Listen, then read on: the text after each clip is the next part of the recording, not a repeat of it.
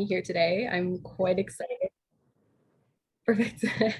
Oh, he's still getting used to that little recording note. So I'm so excited to be here today. And I want to first start off by just giving that thank you to inviting me. When I saw the email come in for this opportunity and invitation to present, I was quite excited. I immediately went to my other two coworkers and was like, guess what? And they got very excited too that we had the opportunity to kind of just share a bit of the work that we're doing here at the University of Guelph with some others. But also, I would definitely like to use this as an opportunity to learn from you all as well. So hopefully this will be very engaging and very interactive. I'll leave definitely some time at the end because I think this is an incredible group of people who have a lot of experiences.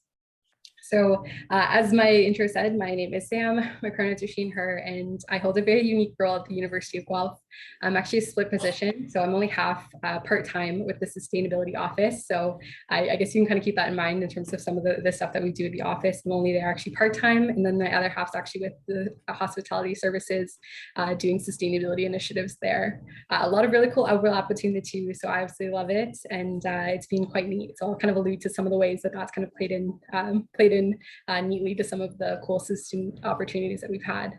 So yeah, I'm really excited to be here today, and I'll kind of throughout the opportunity, throughout the presentation, talking about various opportunities. And this really comes from my own experience, both working at the sustainability office and then also being actively involved in quite a few youth-led organizations here in what is currently Canada.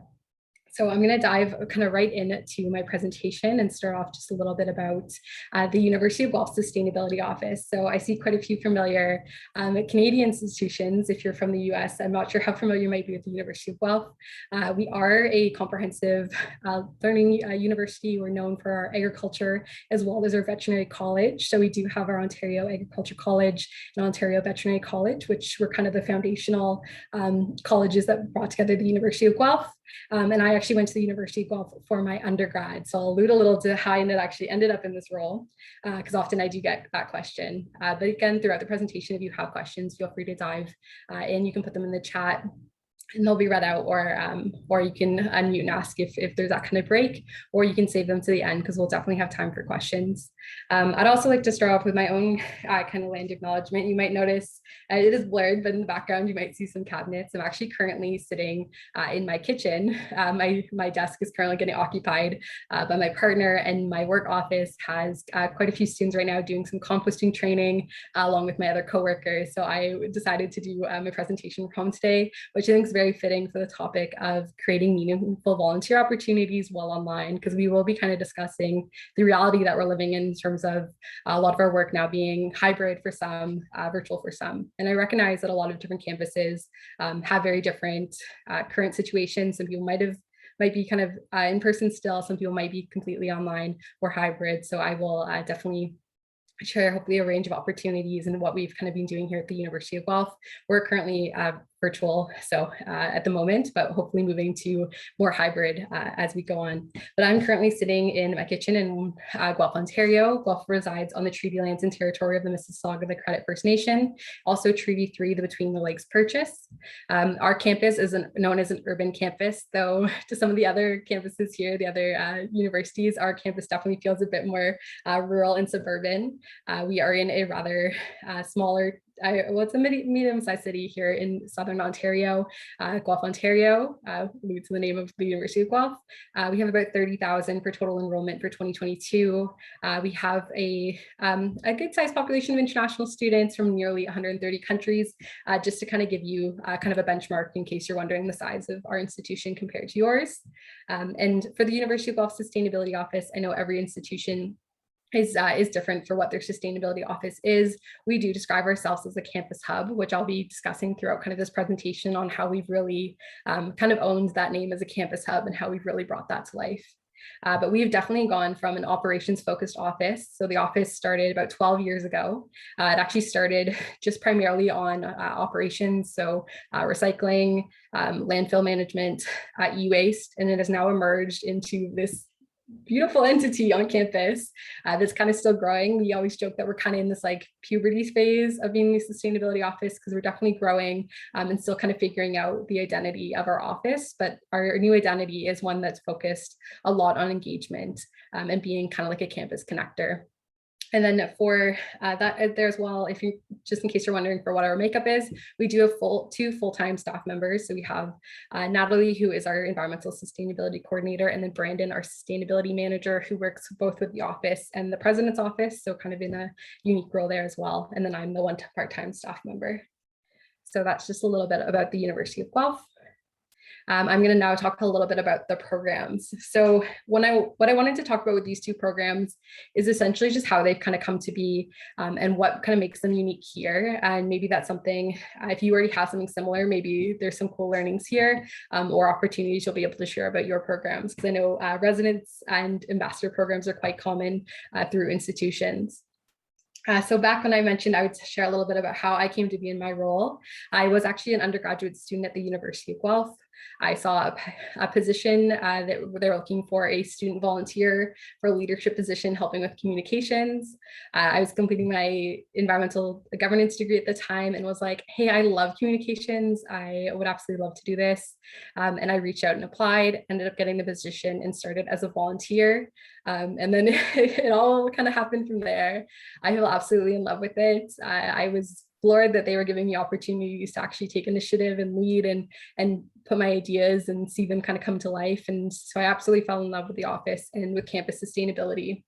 I ended up volunteering more and more, being like, what else can I do? Can I do this? And I kept bringing ideas forward to the point that they ended up being like, we should just hire her. She should be working here. I ended up working as a summer student, continued to keep asking to do more, having more ideas, and just kind of ingraining myself into the office so thoroughly that by the time the summer was ended, they ended up creating me a new grad position after I graduated that's now kind of emerged into the position that I currently hold.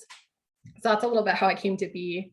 One of the things I kind of pitched when creating my job was creating a sustainability ambassador program. We previously had a program, it was called Green Reps or Eco Reps, and we didn't have great involvement and turnout with it. There wasn't a ton of structure with it. It was kind of student run and the office just was there to support. We completely kind of flipped that on the head with the sustainability ambassador program. It's still very much student led, but now it's kind of changed to be a very project-based and a very action-oriented program. So now we work as both an incubator and an accelerator for student-led projects. And I'm going to jump in a second to do a little case study there. But the Sustainability Ambassador Program started in fall 2019. Was in person. We never even thought about doing virtual because we had for so long had just done things in person, and it's now ended up being completely virtual. And we've had quite a few successes in both our number of volunteers reached, but also the projects and impact we've been able to have, which I will get to in just a second. But it definitely, the nice thing about the Sustainability Ambassador Program is that it's very much focused on giving students just that opportunity to take initiative and lead and see their projects actually come to life. And as a recent student myself, one of the most frustrating things was not being able to actually see change happen on campus. I know many of you can probably relate the idea of how slow sometimes things are on campus, how many barriers or red tape or loops you have to jump through to get things to come to life at certain times. So I wanted to create something where students could actually work with us, work to overcome those barriers, works to find those loopholes, work to find ways to kind of pitch new ideas and get them where they need to be and see things come to life. So I'll be talking a little bit more about the ambassador program. The residence program is relatively new. It was actually completely created by student demand. So a lot of first years being like, I would love something just for first years that was focused on our residents. And we ended up now working alongside our housing services and our sustainability office to create this. And it's a very student-led, like by student for students opportunity. So I will get a little bit more into that as well. But these are two kind of programs that I'll be talking about today and how we've kind of adapted them into the virtual world. One of the case studies I wanted to share, and this is maybe something that also might be something you want to take back if you're not already looking at how your campus can be more bird friendly. So our Sustainability Ambassador Program, when it started, we were sharing a ton of opportunities for students. So a huge part with their Sustainability Ambassador Program is that we share a ton of grant opportunities. We share external opportunities for students to participate in incubator hubs or accelerators or business programs, anything from social entrepreneurship to to WWF program, which the student took part in. And so the student saw one of the advertisements we'd shared for this opportunity to get grant funding for a project, reached out, applied, and got funding to do a bird window kit program for the city of Guelph.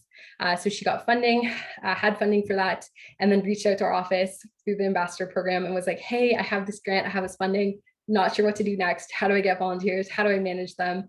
She's a Haley Wilson, a UofG PhD student, so very busy doing research and trying to finish her qualifying exam. And so she reached out to us saying, hey, how can I do this? And we ended up helping her with Bird Safe Guelph's window kitten initiative. So that was also looking things like looking at how to navigate that in a COVID setting. So it had started not during COVID times, but then ended up with the pandemic. So we navigated what that could look like. How could we send things out? How could that be done safely? Where could people meet for this? And that was something kind of with Bird Safe Guelph. It's now pretty incredible because it started with this one UofG PhD student and now has currently over 30 active volunteers, which I'm sure many of you can relate that volunteerism as of late has been very hard for students. Students are very overwhelmed. They're like in various phases of burnout or just like sheer exhaustion from the constant changes and things going on. So it's pretty incredible to see that we have this huge team of volunteers that just absolutely love birds. It was really neat when it was created too, because Haley originally had just thought the project, but then when talking with Haley, we were talking about could this be something more? Is there an opportunity for this to emerge into something like an organization and kind of bringing in that long-term thinking? Bird Safe Guelph.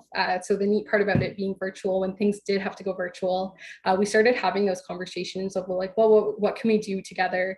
What is possible to be done to make the University of Guelph campus more bird friendly? And so one of the things that we were talking about was looking at actually like, what are we doing on campus that students can get involved in. And one of them was actually bird, like the building design standards.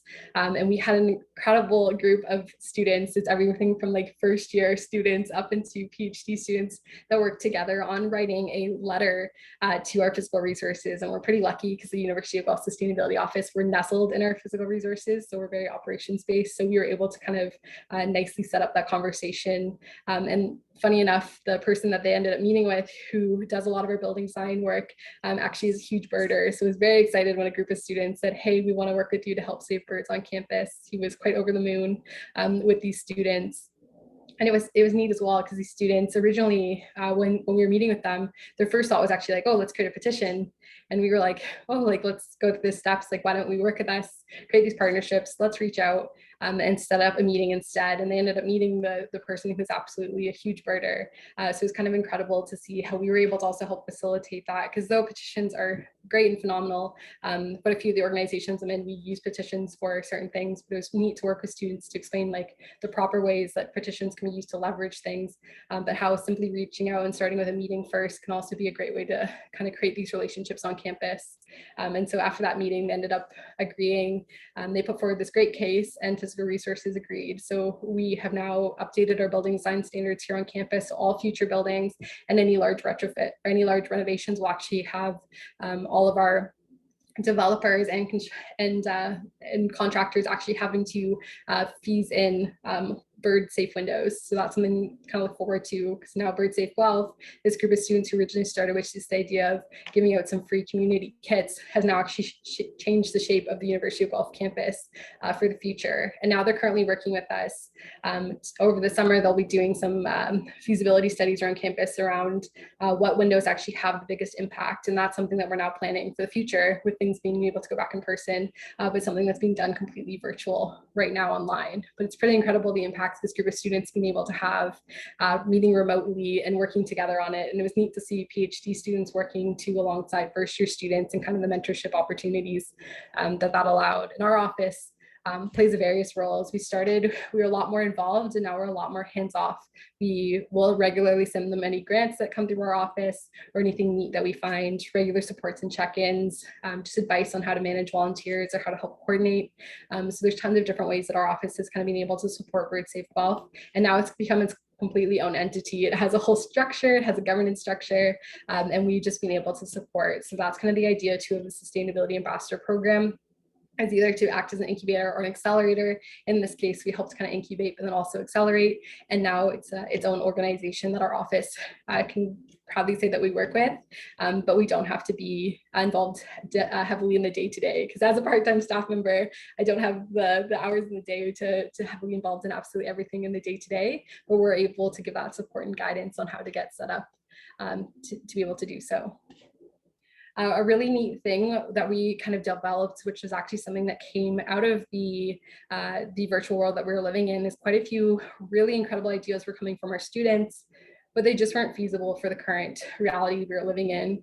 We had students that came forward and really wanted to do a free store. They'd be inspired by another university that they saw, or they really wanted to do in-person climate cafes and go sit outside together and do these cafes. And we were like, these are absolutely incredible ideas, but we weren't able to do them at the current time. And so what we ended up creating was this idea of an idea bank. So maybe something similar you might have, or maybe it's just something that you have like internally in your office or even in your head of like, here's all my master ideas I would love to have seen on campus. So our idea bank currently exists on our website, though it is a little outdated. So if you go and check it out after this, it's currently just 3. We're in the process of updating it. We have probably 15 more projects to add from all new pages. But this idea bank actually exists on our website, so people can go and add ideas. So we've had people that previously had projects they'd started prior to the pandemic.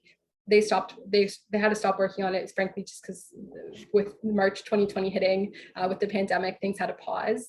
And some of the students graduated, some of them have gone off and just don't have the capacity anymore, but they wanted to see their idea follow through. And so the idea bank was one of those. We've had students that actually kind of donated or gave on their idea with the idea that they would still be involved in kind of a mentorship capacity, or they said, if anyone's interested in this, I'm more than happy to meet with them, explain what we were going to do, or explain our vision and pass it off to new students. I'm sure many of you can relate that universities and colleges, the whole post-secondary system with students being on campus for only shorter durations makes it very hard for retention and to see projects follow through. All it takes is that 1 year where maybe there's not a very active group, or maybe not an active leader, or there's just not the proper structure in place for things to kind of crumble, and then groups disappear. We've seen that on campus. Even when I was in an undergrad, there's quite a few incredible groups that did really incredible work 1 year. Next year we're gone because there just wasn't that succession.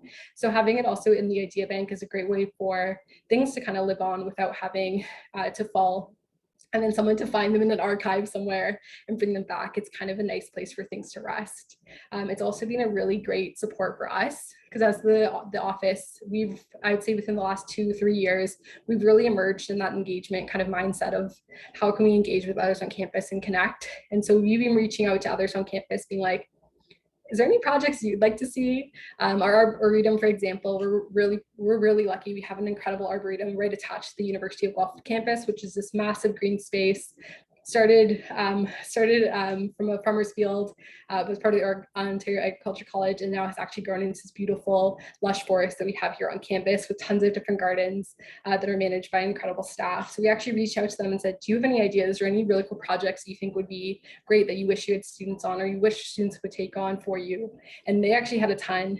So we've been able to work with them, and we've also been able to send students to them. Our office doesn't also have a ton of capacity. Again, I'm only working part-time, really managing our engagement. So having the opportunity to like build these partnerships, have things that they want exist in our idea bank, and then pass students off to them to go work on them, but knowing that they kind of came through the office has been absolutely incredible. So we've already seen that happen with 2 of our projects, one of which I can get to a little bit later, the seed orchard, but it's been really neat to see. It's also been great too, because we've had quite a few students reach out to us being like, hey, I saw this on the idea bank on the website, I would love to take it on, like I want to lead this.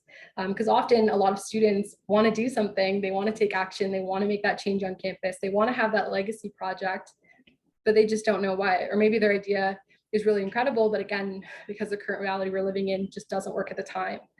So we've had quite a few students reach out and use those opportunities. That's also why some of our opportunities have kind of come and gone on the website, but we're really excited about the idea bank, and that's an idea that I also welcome others to definitely take away, because it's been great for our office too in terms of planning of here's things that we would love to see, but it'd be really great to see if a student wanted to take these on, or ways students can work with us. So that's just a little bit the idea bank. It's been a really great way to kind of archive, but also kind of use this like resting platform for projects until things can go back in person. So we're very excited for that, so things kind of don't get lost in the shuffle.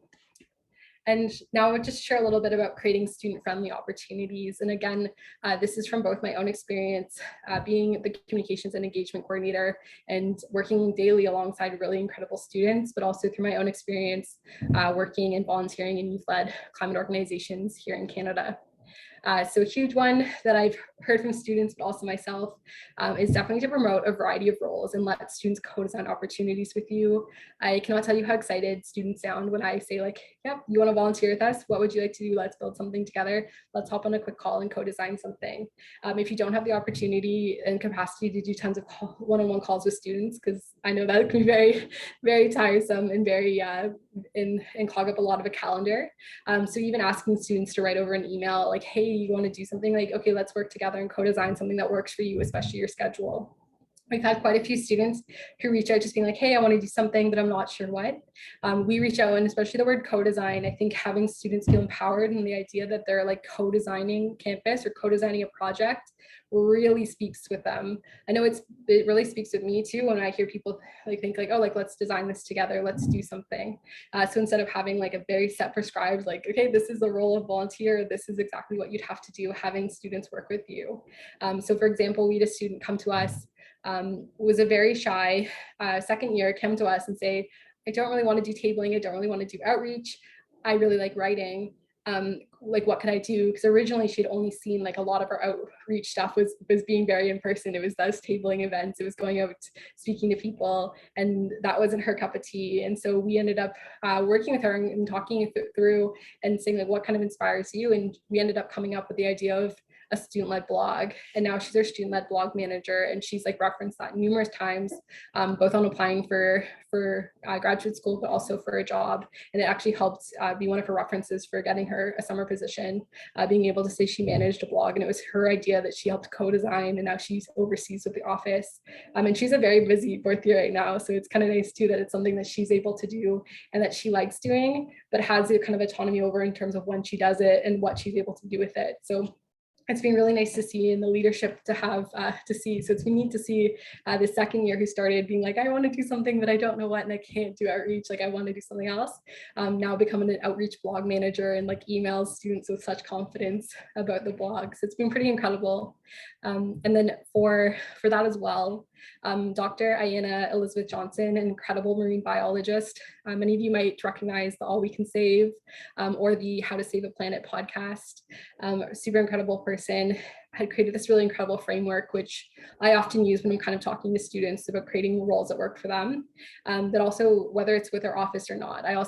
One thing I definitely stress is that we definitely promote with a lot of opportunities too of volunteering for other things if they're not found within our office or if they just don't make sense for our office to oversee. But here it says to reflect on what brings them joy, what they're good at, and what work needs to be done. I think asking people, very often people are like, what do you mean, what am I good at?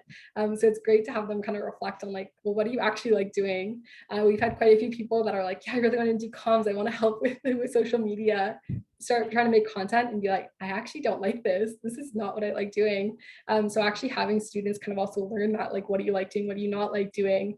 Definitely helps them a ton for when they end up going to apply for a position. So they don't get stuck doing a position that they end up being like, oh, I actually don't like doing communications. So that's been a huge kind of framework that we have for co-designing. So when I say co-designing, you feel like, what exactly does that mean? How would you co-design a position? It's kind of asking those questions, like, what do you want to do? What would this look like? How would you be in charge? How would we work together? What would our communication style be? And so that's been one as well that I'll kind of share a little bit later in terms of kind of co-designing and then seeing these projects through, because it can be very hard, especially with burnout. So that's one thing I think as well that we've been very focused on adding in social time to meetings and the kind of allowing for community building in those. So sometimes we are very action oriented. So sometimes I just throw in like, well, how's everyone doing today? How's it going? How are you feeling? And just getting people to kind of share that. And oftentimes some of our students are just like, good, like going on. Other times students actually do share and like they love having that opportunity just to kind of talk about their day, especially the current struggles that they're going in of like, oh, I'm really tired, like online class is really hard. I'm excited to do something that's not online class, or I'm excited to do this after, or I'm really busy. Like I wish I had more time for this. And having that kind of open dialogue. I know a lot of our students have given that feedback of like, I actually love when you just do check-ins and don't want to rush right into meetings. Same with, yeah, just actively talking about the importance of rest. I can't tell you how many students, I think when I'm like, no, I tell them to not do something. I'm like, no, take time off. If they seem really stressed, I say, no, absolutely rest. Like, let's do this. Let's move that date for that event. Let's move this opportunity. Like, no, you don't have to do this by then. Let's move the deadline. Having students feel like, oh, the importance of rest is such an important conversation to have, not just with students, but I think even amongst office members and even yourself. I often have to remind myself that it's important to rest and take time. I think when you're dealing with things like sustainability and climate and seeing how pressing it always is, the conversation of rest and recovery is not often there. So I think bringing those conversations in, especially to students, and kind of trying to use this as an opportunity to show them how important rest is. It's so important. And again, another one is to asking students what they want. So that's been a huge one that's kind of really shaped a lot of our programs, is actually just asking. There's often ideas where I'm like, this is great, students will love this. Thinking that myself, even though I've graduated 2 years ago, I'm like, oh, I'm still a student, but I've asked students recently ideas and they're like, nope, nope, I don't want to do that. No, I don't want to see this. And using that kind of pool to help generate things. It's also been great because students love being asked for their input. So we've also kind of created really opportunities for students, which I will get to in a bit, to kind of act in various roles within our office, which kind of creates these new opportunities. One thing that, again, for student family opportunities too, is that we've been really working to kind of help the student-led organizations on our campus. So reaching out, seeing how our office can support them. We're going to actually trying for March, end of March, we're actually going to be getting all of the student organizations that do anything kind of at the intersection of sustainability or the environment or climate to get together and actually talk, which has never been done before. I think student organizations are usually so busy just trying to run and structure and survive that often there's not that bigger conversation or context of like, what could we all be doing together? Obviously sometimes there's partnerships that go on, but what could we be doing together as big student organizations, and how could our office support? So that's, again, another idea to share if you're ever looking for that. Tons of student support is doing like a little student forum with student-led organizations. And then I alluded to, I'd share a little bit more about taking action in a virtual world. So there's quite a bit of stuff going on when we immediately changed to being virtual. I had no idea. I think I spent a full month just being like, what are we going to do? I was pretty beside myself because we had so many projects that were currently in the works and were going on, and I was getting regular student emails being like, hey, so can we are able to go in? Are we doing this? When the pandemic first started. So it took a lot of time for actually figuring out like, well, what are we going to do? How are we going to have people take action? Because taking action really is what students want to do. Students are really incredible organizers and community builders, and frankly, shaping a lot of campus. A lot of our programs here at the University of Guelph have been led by students or have been ideas from students. So I think having students be recognized and acknowledged of like, yeah, you're the ones actually leading this thing, like you're the ones pushing this and really moving the needle has been great. So having our programs kind of speak to that too has been really phenomenal, and just kind of tapping into the power of students and youth. Robert Bullard, the father of environmental justice, actually had a really great quote around how students and youth really have been vital to every single social movement. So I think reminding students of that and their power has been a huge one for keeping a lot of people really motivated to keep going. And so what we've been kind of doing in a virtual world a lot is planning. Instead of focusing on just completing a project within a semester, we really push some of our students. And it's really tough because you want to see that like instant gratification of like a pollinator garden or like that birdhouse get up on campus or that event, or you want to see that instant gratification. But we've been working with students, and I think this actually speaks to sustainability, but thinking about lasting projects and lasting organizations and long-term thinking has been a huge one. So maybe it's not doing a project that semester, but maybe it's working with our office to set up something for the future. For example, we had a group of students who really wanted to do a free store with us on campus. I was so for it. I was so excited, but at the same time, I was so nervous because there were so many things with COVID, but we started planning for it in the last semester. This semester, the entire world has changed. We ended up being virtual for January. Students had just gone back late January, early February. And now we spoke and we were like, okay, we're not able to do a free store being essentially a pop-up where people could come and give items and people could pick up items. And just the thought of all that touching, I was like, as an event organizer, that'd be a lot of explaining for public health and safety, how to do that properly. So we ended up speaking with them, and now we're actually working with them to do a sustainable move out program, which is something that our university, frankly, is very much lacking. So we spoke with them. We're like, yeah, you've identified this need. We've identified this need. How can we work together? And now we're going to be doing an event together for Sustainability Month. So it started from a free store, and now we're going to be doing an event for Sustainability Month focused on really cool ways to reuse things, rehome things, move out, and have that kind of student-led component. So it's not just our office being like, hey, remember this. It's going to be actually students telling other students about cool things happening and how people can move out sustainably. So it's been really neat to see for planning and going ahead. And that's going to be something that we're hoping we'll be able to do every year now. So the students are actually thinking that longer term of like an annual event, something that could continue onwards. We also, again, I mentioned we had students act as kind of consultants and visionaries. And so students have really incredible, I call it like radical imagination skills. Like I really loved working with students because sometimes there's things where I'm like, what do you like, what? Like, and they're like, yeah, like, let's do this. And they don't have that, that weight of like all the university, like, oh, we'd have to ask this department and there'd be this to go through and we have to get this sign off and this would be have to sign off. We'd have to ask 10 people for this. Students have like, yeah, let's do this, like this project idea, or can we do this? And it's always such an incredible, energizing moment having students kind of ask these like really radical ideas, but radical in like the best sense of the word. And so we've had a lot of students work with us when we bring them in, and we'll ask if students reach out and they're like, why isn't composting here? We've started to reach out like, hey, let's meet. Do you want to meet with us? Like, let's talk about how we could get it here. Let's talk about what else you want to see on campus, and really opening up for those dialogues and conversations. It's also been something we've started to do. So students and student organizations on our campus, very active. We're very lucky, which makes my job a lot easier. So we've also been reaching out to quite a few student organizations that are running conferences or running events and being like, hey, can we come and utilize your group and ask questions about what you want to see on campus so we can use that for our work. So I'll be kind of related to like the student forum that we're hoping to do.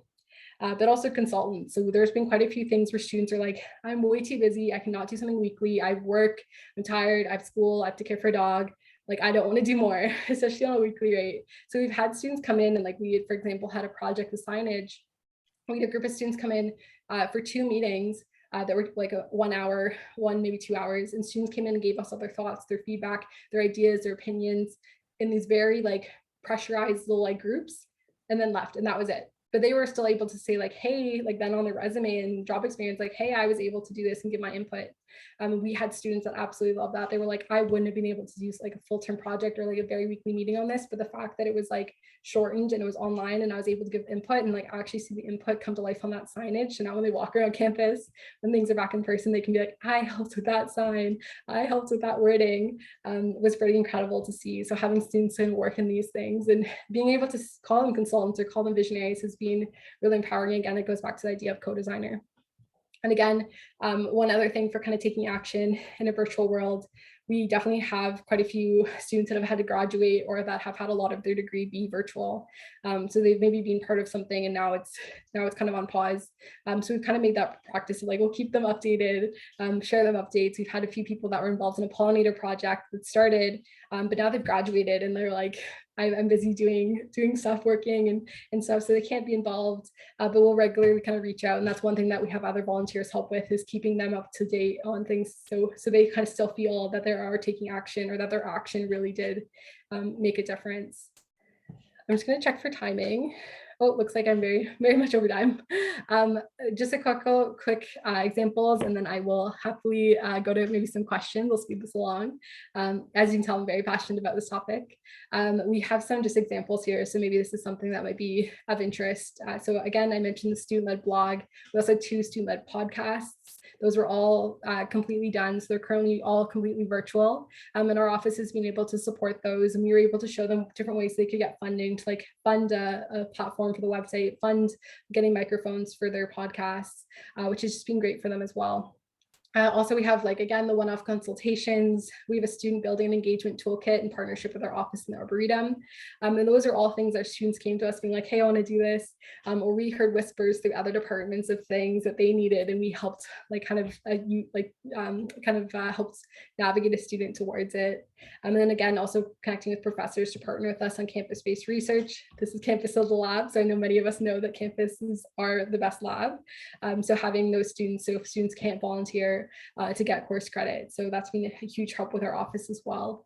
I'm more than happy to have conversations on how that we went about those, or how we kind of connected with students there. And then again, we've had students that are now, there's been physical projects that happened that because they're physical, but then they had to go online, we kind of adapted. So we had a group of students who actually planted a seed orchard, which is like a native seed orchard, which will be able to harvest seeds to go elsewhere on campus. They're now doing a virtual seed festival. So it's kind of a cool way to continue that project so it doesn't lose momentum, but do it in a virtual format. So those are just a few ideas. I'm just going to quickly talk through a few things really quick for ways to create engaging virtual volunteer experiences. So things like investing in communication platforms. There's things like, so Taylor from Humber College, this was a huge one that she recommended for the work that she does. They use Trello, so use a Trello board for them. There's also Slack. Slack's a huge one that quite a few groups fully exist on for youth groups. There's also things like Monday, and having just these ways of communicating openly with students has been great beyond just the email or Teams, maybe if you're on Outlook. So that's been a huge one, is definitely invest in communication platforms if you have the funding and ability. And then just make sure there's a process for regular check-ins with volunteers or projects. I think that's been the way we've seen a lot of progress get made in the past 2 years, is just making sure that we have regular check-ins so things kind of don't fall to the wayside, which they easily can when check-ins are kind of missed or when those meetings stop. And then, yeah, just sharing lots of upcoming and external opportunities. Our students have absolutely loved that. And then again, talking to students for their goals, their dreams, and their ideas. We've loved having students come to us, whether they're volunteering and then just regularly dropping in, like, what would you like to see? Or do you have ideas? Do you have questions? And turning that into projects, or turning that into things that could go in our idea bank.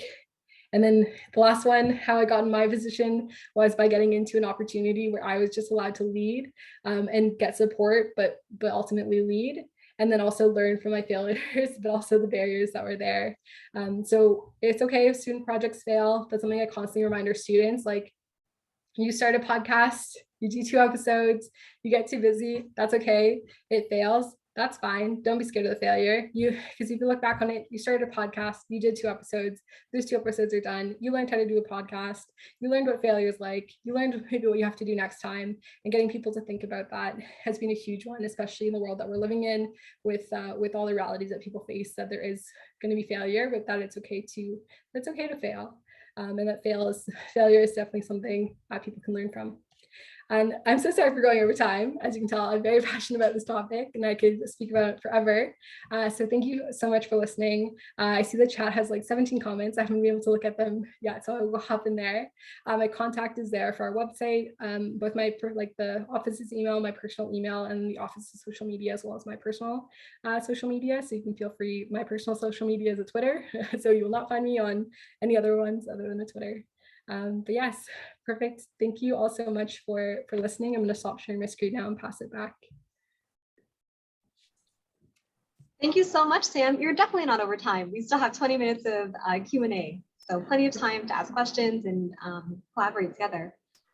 To kick off the Q&A, if you were to go back to January 2020, Sam, and give her one piece of advice, what would you knowing what you know now, what would you say to your past self about virtual student volunteering opportunities? Yeah, I definitely would have said, I wish I started earlier, like with virtual volunteer opportunities. I feel like the fact that we didn't, I actually was like, why didn't we do this? There's so many times where it saved so much, being able to just hop on a meeting or having meetings that were just PM emails. So I would have said, prepare yourself for the virtual world for Sam in 2020. And then again, I would have said, yeah, start thinking, stop being so obsessed with things just being in person, and start thinking kind of beyond that, like for accessibility too. We've had quite a few students that are completely remote tuning in and volunteering. We had a student actually who was in Jordan and did a whole project landscaping with a prof, but volunteering with our office to actually design one of our seed orchards, but was doing it from Jordan as an international student. So it's quite neat to see. So I definitely would say start planning for the virtual world, Sam, in 2020, but also, yeah, start thinking outside the box with how things can go. Yeah.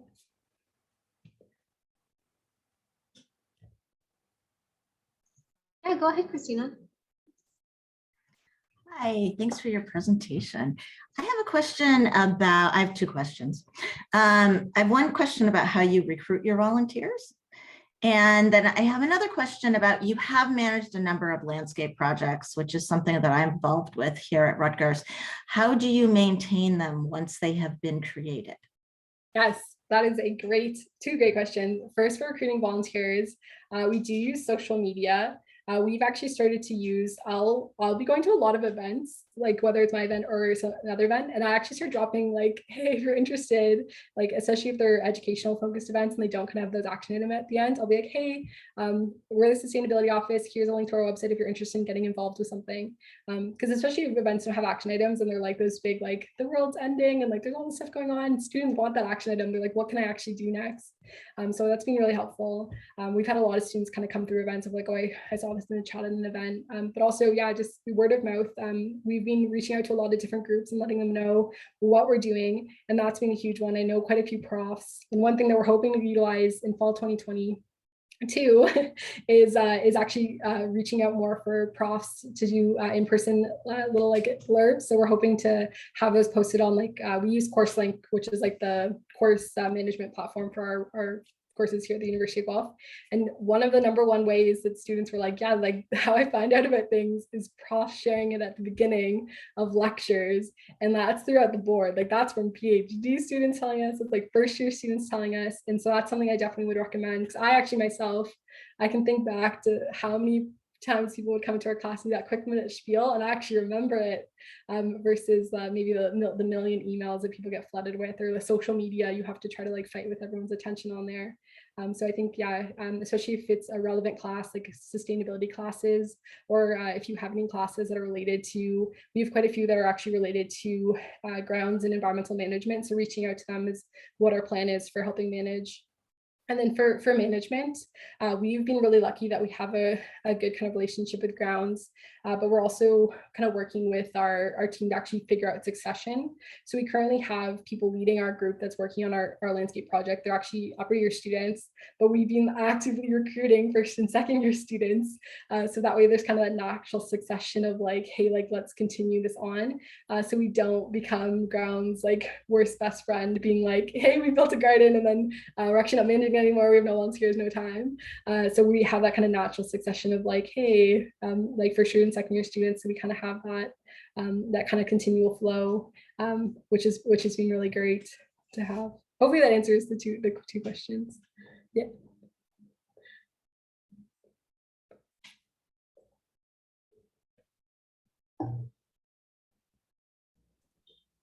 I can throw a question in the mix. Thanks, Sam. I really enjoyed your presentation, and your passion is so apparent. I think the students have the honor and pleasure of working with you are really lucky.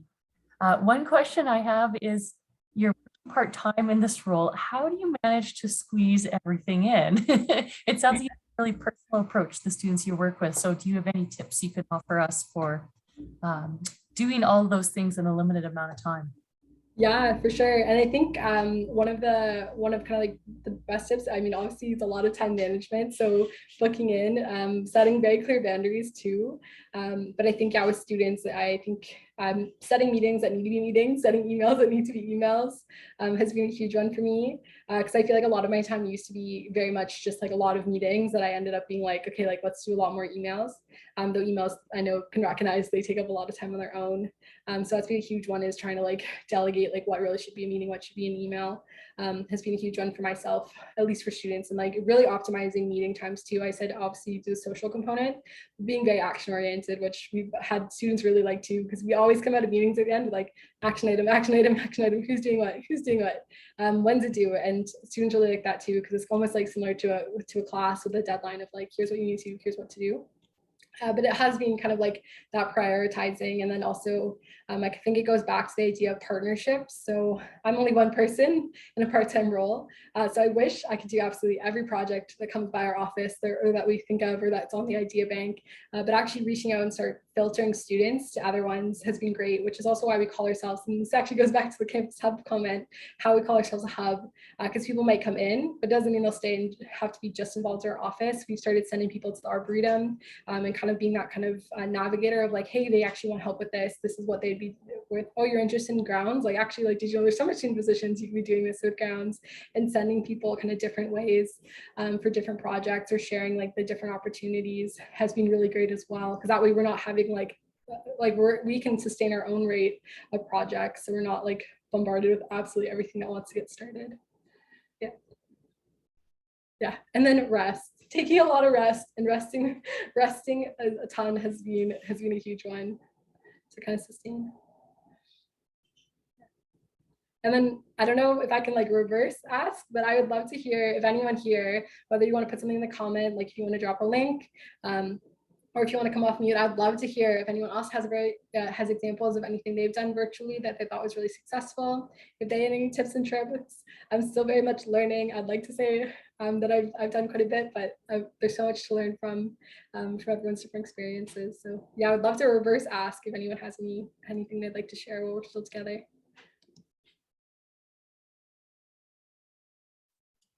Go ahead, Ryan. Hey, Sam, great presentation. I enjoyed learn what you're up to. So one thing that we did actually in the middle of all of this is we created a hybrid scavenger hunt on campus for our students to find all the different green or sustainability features. So it was originally conceived in like February of 2020. So it didn't happen then, but we got it going the following summer, or you know what I'm trying to say, I'm all confused, but the following incoming semester. So what we did is we set up signs on campus for the students who were allowed to be there in person. And they had to go to each location, and there was a cute little riddle and all that. And they would take a picture of the QR code, and it would actually feed back into a GIS form where they would, like take a selfie or do something funny. But at the same time, my campus has a bunch of GIS assets that we utilize. At the same time, we have an entire virtual component set up so that you didn't actually have to come on campus, but you could still participate and do a very poor version of Google Street View of what it all looks like. So that's just one thing we've tried. It's not going to work everywhere, but that's one different thing we have. I love that. That's such a cool idea, like a scavenger hunt, especially. I mean, that would work so well for, I guess, certain public health things if people do have to go in like smaller groups or while they're walking around campus. I think that'd be super fun. That's such a great way too for first years to like know a campus. I think it took me like well over a year to really learn what was on a campus. So that's and awesome. Of course, it's all outside. Yeah. Yeah. I'll just tag, not a question, Sam, but more tagging on an observation that you shared around some of the positive sides of virtual offerings. In the office, and there's some staff here involved in these projects. We have a peer helper program where students engage in an experiential learning or campuses lab project in a co-curricular setting. And one of the biggest challenge with those projects is because students come from different faculties is finding a time for students to meet physically on campus, and given all the other things students have going on in their lives. So moving things to a virtual setting enabled students to find it was a lot easier for them to collaborate in some ways because of virtual offerings for meetings. So I think it's really interesting to consider what parts of virtual offerings do we want to carry forward with us. Who knows what the future looks like. What are the good parts of this we want to continue using?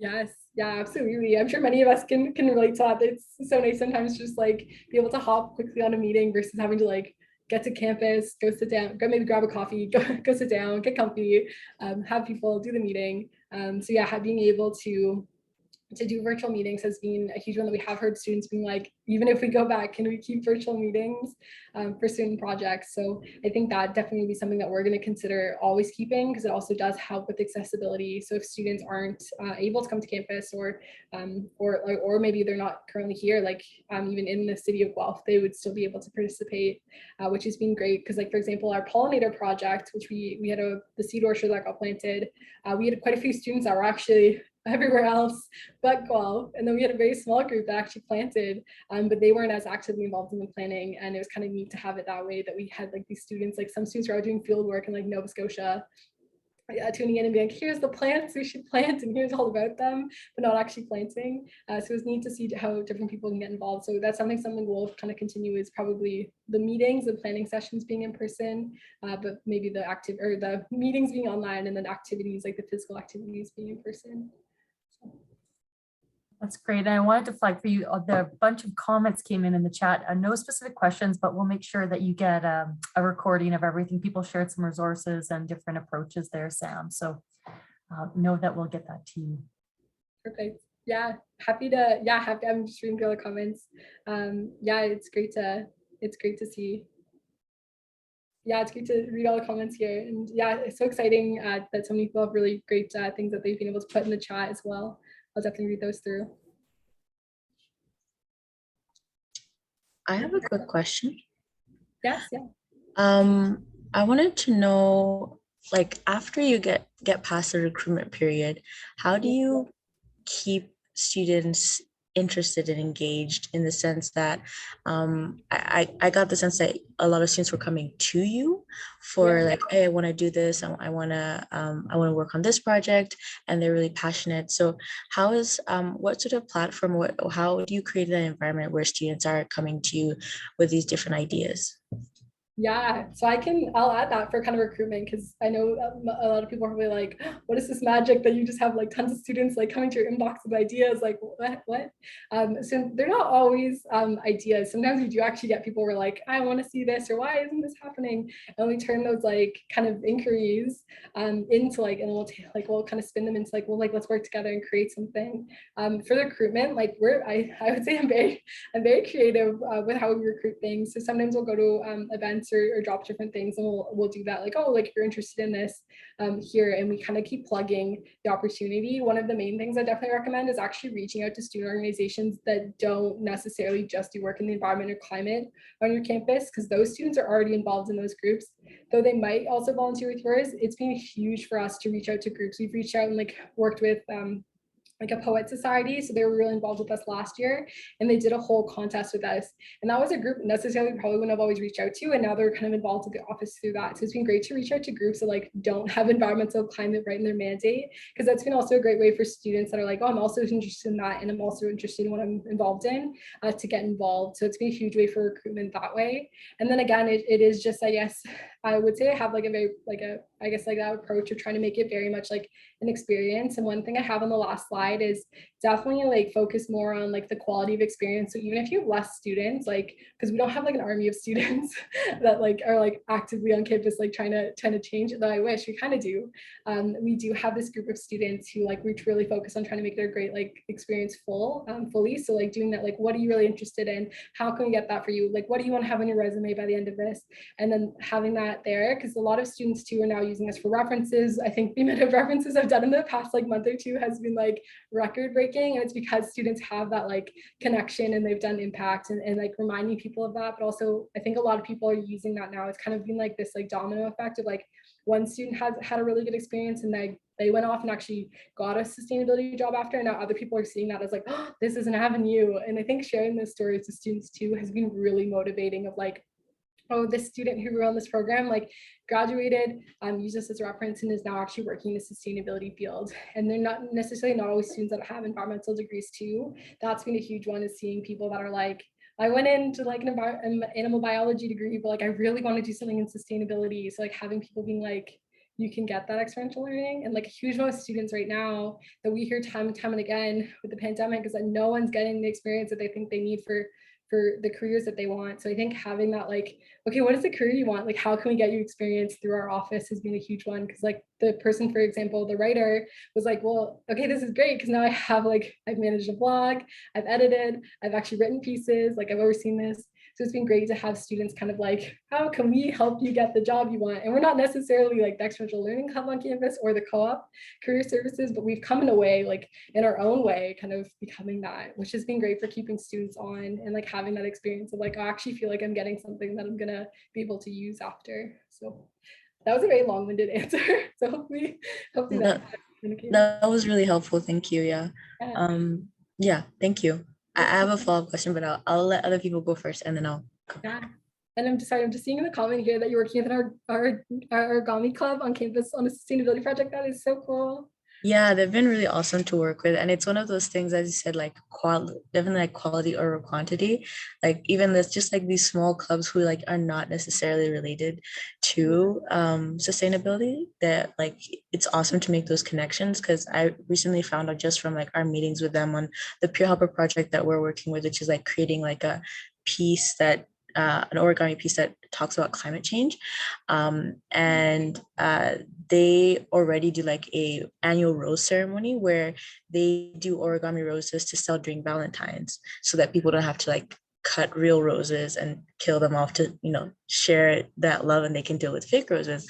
I'm like, that's so related to sustainability. Like that could be an annual thing that we do, the office does with that club. And like, yeah, you know, making those partnerships is definitely like, yeah, what you said makes a lot of sense.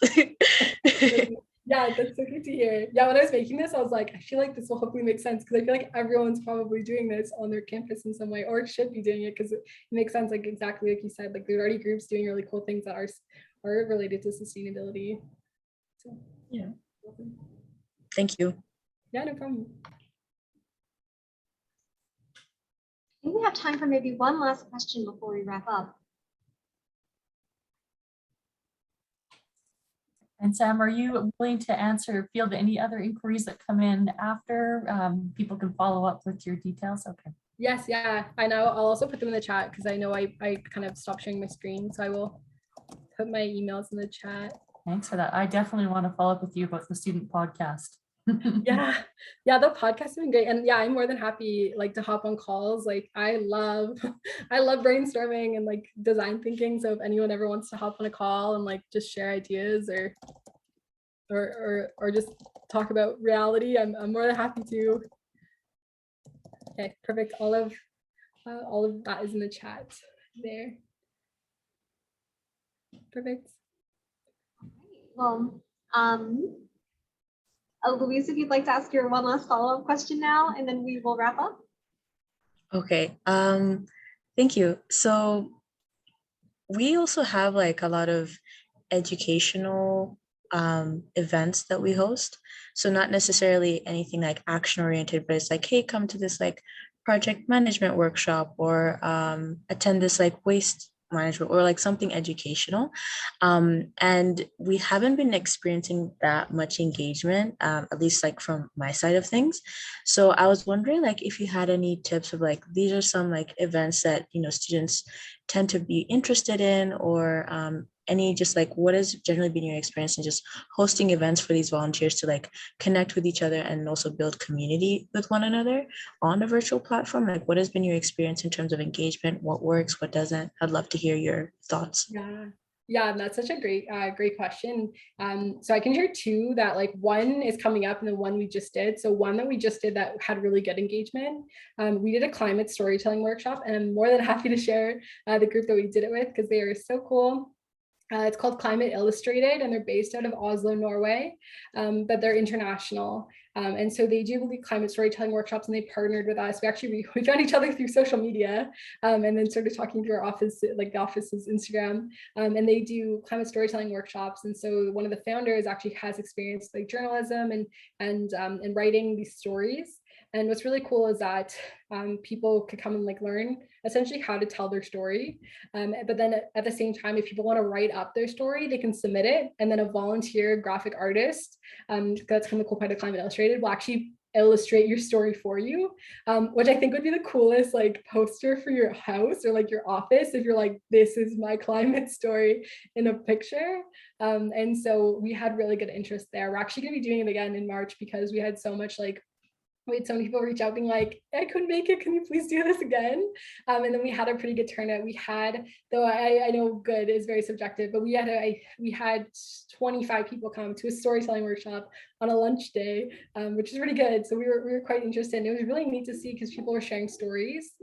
We were actually really lucky. We had some community members come in, so it was kind of that neat kind of bridge too of like students actually, the community members, all talking to each other. Because I highly recommend that, because that was really neat. People really liked it, because they were like, okay, I actually get to practice something. You know your story, but you're learning something. And then there's also that cool opportunity of like, oh, if you write up your story, you could get a poster. But a huge one, we've had like numerous students come to us because like obviously climate anxiety and eco anxiety is a huge one with students. And so we have quite a few students asking us about like, if there's anything around that they could do. And so one of the ideas actually on our idea bank is called like the Climate Cafe. And so in March, we're actually going to be doing a session with someone that does like mindfulness and talks on eco anxiety and eco emotions, and like it's just going to be a space for students to come and essentially like share how they're feeling and like those kind of frustrations and stuff together. I've been to quite a few climate cafes, and they're honestly the most like incredible experience. And I know many of us have like student wellness services or different students services on our campus that actually focus on student well-being and mental health. So I would definitely reach out to them. That's what we're going to be doing. So we actually have that there because the dual purpose is it too. If it's like, let's talk about eco anxiety, but then also like here's like the resources available on campus, or here's like other resources, and here's how people find. So that's gonna be something that we're gonna be doing in March. And that's gonna be a huge one. Like I feel like that one's gonna definitely get a lot of interest because we've had like numerous people talking to us about it. And then yeah, for the we also found like there's some events we do and like we'd be like, oh, like sometimes people just are like, or it gets good registration and then the turnout is like lower and you're like, ah. So that was one thing we found is like, how do we do that? And we did find having something action oriented or having people do something interactive, like in March, or sorry, actually in February, on February 25th, we're actually doing a presentation for an engineering conference that has like students from all across Canada. And it's going to be doing, it's going to be like radical imagination. So we're actually going to have students be like, imagine your dream campus. Like, what does it look like? How could we get there? And like, some people are like, what do you mean? Like, just think about anything, like, and don't have that, like, no, that's not realistic. Like, you're not able to think about feasibility at the beginning, and you can't think about like what reality is, just like that dream campus. And then we're actually going to have people work towards that. Like, how could we actually make that a thing? Like if all students are learning about like Indigenous sovereignty and rights, like if that was like your dream campus, like, well, how could we do that? How is that something happening? What's already happening on campus with that?